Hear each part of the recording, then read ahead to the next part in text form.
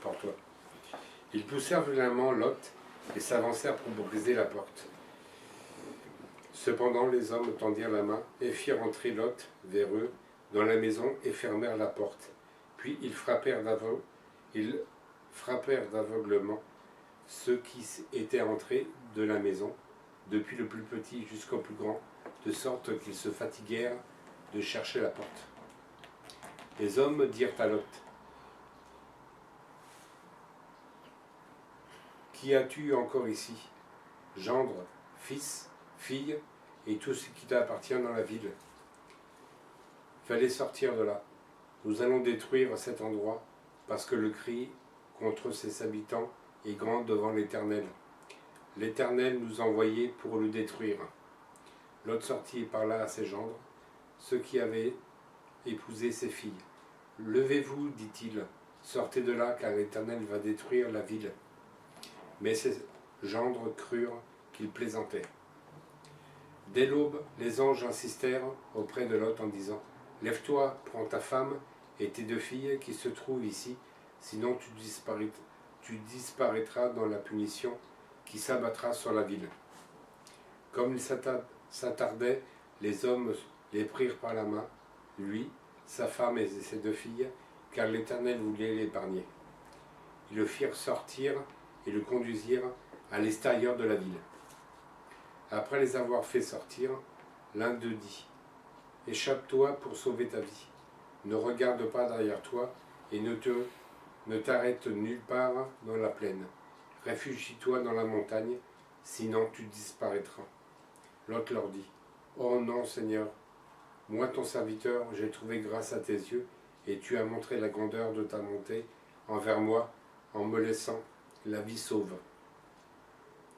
Cependant, je ne peux pas me réfugier sur la montagne avant que le désastre m'atteigne, si bien que je mourrai. Regarde cette ville. Elle est assez proche pour que je m'y réfugie, et elle est si petite. Si seulement je pouvais m'y sauver, n'est-elle pas petite? Ainsi que je resterai en vie. Il lui dit: Je t'accorde encore cette faveur, et je ne détruirai pas la ville dont tu parles. Dépêche-toi de t'y réfugier, car je ne peux rien faire jusqu'à ce que tu y sois arrivé. C'est pour cela que l'on a donné à cette ville le nom de Tsoar. Le soleil se levait sur la terre lorsque Lot entra dans Tsoar. Alors l'Éternel fit pleuvoir du soufre et du feu sur Sodome et Gomorrhe. Cela venait du ciel et là de la part de l'Éternel. Il détruisit ces villes, toute la plaine, tous ses habitants des villes et les plantes du sol. La femme de Lot regarda en arrière et se transforma en statue de sel. Abraham se leva de bon matin pour aller à l'endroit où il s'était tenu devant l'Éternel. Il porta ses regards du côté de Sodome et Gomorrhe et sur tout le territoire de la plaine, et il vit monter de la terre une fumée pareille à celle d'un fourneau. Lorsque Dieu détruisit les villes de la plaine, il se souvint d'Abraham. C'est pourquoi il fit échapper Lot au désastre par lequel il bouleversa les villes où celui-ci s'était installé.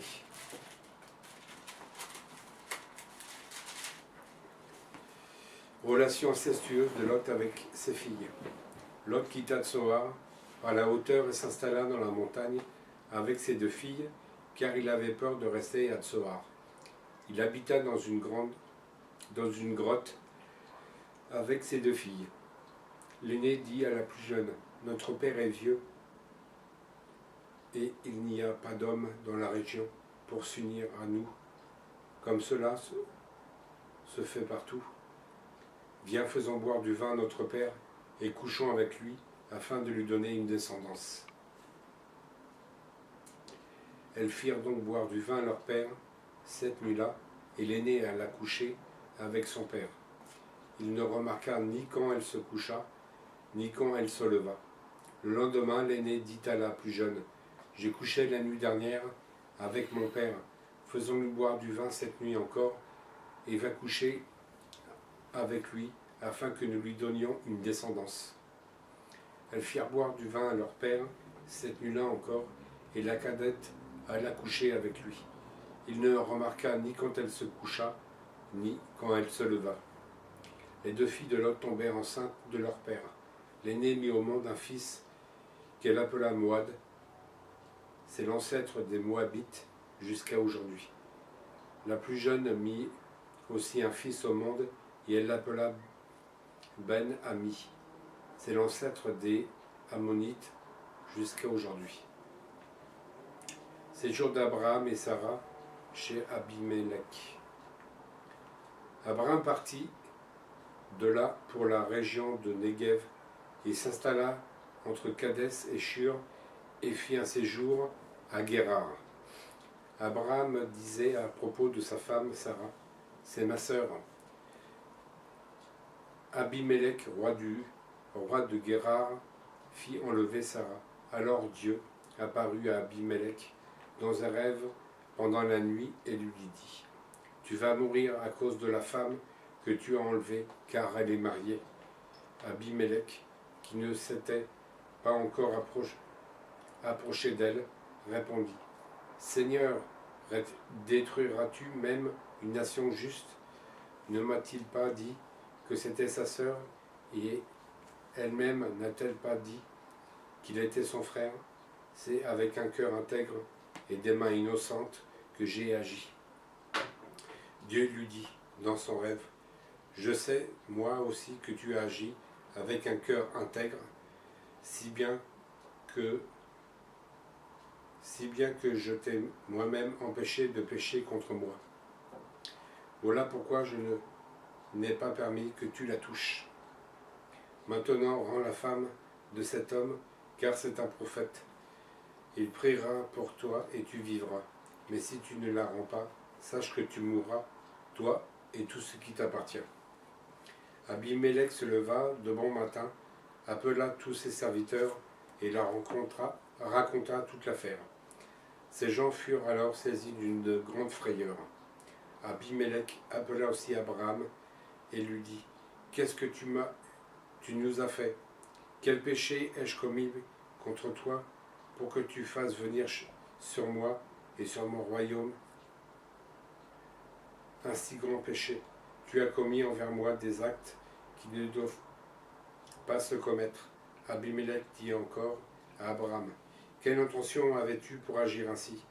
Abraham répondit, je me disais qu'il n'y avait sans doute aucune crainte de Dieu dans ce pays et que l'on me tuerait à cause de ma femme. De plus, il est vrai qu'elle est ma sœur, puisqu'elle est la fille de mon père. Seulement, elle n'est pas la fille de ma mère, elle est devenue ma femme. Lorsque Dieu m'a fait errer loin de ma famille, j'ai dit à Sarah, voici l'acte de bonté que tu pourras faire preuve envers moi. Partout où nous irons, présente-moi comme ton frère. Abimelech prit des brebis et des bœufs, des serviteurs et des servantes, et il les donna à Abraham. De plus, il lui rendit sa femme Sarah en disant, mon pays est devant toi, installe-toi où il te plaira. Quant à Sarah, il lui dit, je donne à ton frère 1000 pièces d'argent. Ce sera pour toi comme un voile sur les yeux et pour tous ceux qui sont avec toi. Ainsi ton innocence sera prouvée devant tous.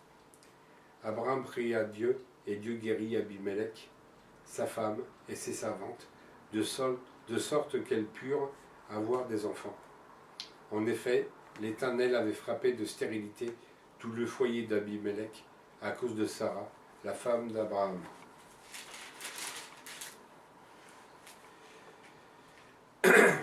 Chapitre 21. Naissance d'Isaac. L'Éternel intervint en faveur de Sarah, car il l'avait dit. Il accomplit pour elle ce qu'il avait promis. Sarah tomba enceinte, et elle donna un fils à Abraham dans sa vieillesse, au moment fixé dont Dieu avait parlé. Abraham appela Isaac le fils qui lui était né, que Sarah lui avait donné. il circoncit son fils Isaac lorsqu'il fut âgé de 8 jours, comme Dieu le lui avait ordonné. Abraham était âgé de 100 ans à la naissance de son fils Isaac. Sarah dit, Dieu m'a donné un sujet de rire, et tous ceux qui l'apprendront riront de moi. Elle ajouta, qui aurait osé dire à Abraham, Sarah laitera des enfants, pourtant je lui ai donné un fils dans sa vieillesse. Expulsion d'Agar et d'Ismaël. L'enfant grandit et fut sevré. Abraham me fit un grand festin le jour où Isaac fut sevré. Sarah vit rire le fils que l'Égyptienne Agar avait donné à Abraham. Alors elle dit à Abraham, chasse cet esclave et son fils, car le fils de cet esclave n'héritera pas avec mon fils, avec Isaac. Cette parole déplut beaucoup à Abraham, parce que c'était son fils. Cependant, Dieu dit à Abraham, que cela ne te déplaise pas à cause de l'enfant et de ton esclave. Quoi que dise Sarah, écoute-la, car c'est par Isaac qu'une descendance te sera assurée. Je ferai aussi une nation du fils de l'esclave, car il est ta descendance. Abraham se leva de bon matin, il prit du pain et une outre d'eau qu'il donna à Agar et plaça sur son épaule. Il lui remit aussi l'enfant et la renvoya. Elle s'en alla et se perdit dans le désert de Beersheba. Quand l'eau et l'outre fut épuisée, elle laissa l'enfant sous un des arbrisseaux et alla s'asseoir vis-à-vis à la distance d'une portée d'arc, car elle se disait, je ne veux pas voir mourir mon enfant. Elle s'assit donc vis-à-vis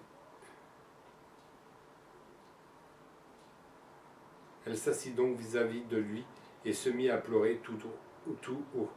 Dieu entendit les cris de l'enfant. L'ange de Dieu appela Agar depuis le ciel et lui dit, qu'as-tu, Agar? N'aie pas peur, car Dieu a entendu les cris de l'enfant là où il se trouve. Lève-toi, relève l'enfant et tiens-le par la main, car je ferai de lui une grande nation.